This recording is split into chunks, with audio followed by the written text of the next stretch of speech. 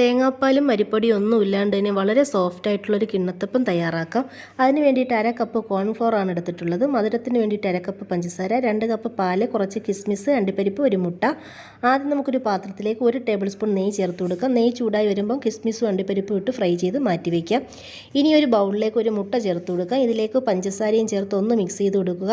1/2 cup കോൺഫ്ലോറും കൂടെ ചേർത്ത് ഒന്ന് മിക്സ് ചെയ്തതിന് ശേഷം 2 കപ്പ് പാല് കുറച്ചായിട്ട് ഒഴിച്ച് കട്ടകളില്ലാണ്ട് നല്ല സ്മൂത്താക്കി ഒന്ന് മിക്സ് ചെയ്തെടുക്കണം.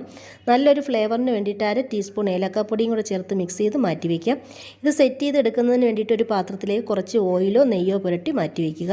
കിസ്മിസും അണ്ടിപ്പരിപ്പും ഫ്രൈ ചെയ്തെടുത്ത് അതേ പാത്രത്തിൽ തന്നെ നമ്മുടെ മിക്സ് ഒഴിച്ചു കൊടുക്കുക. ചൂടായി വരുന്നത് വരെ ഹൈ ഫ്ലെയിമിൽ ഇട്ട് കൊടുക്കുക. ചൂടായി കഴിഞ്ഞാൽ ലോ ഫ്ലെയിമിൽ മാറ്റി തുടരെ ഇളക്കിക്കൊണ്ടേയിരിക്കണം.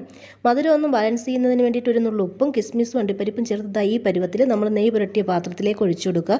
ഒരു 3 മണിക്കൂർ കഴിയുമ്പോൾ നമ്മുടെ കിണ്ണത്തപ്പം സെറ്റായിട്ട് വരും. എല്ലാവരും ഒന്ന് ട്രൈ ചെയ്ത്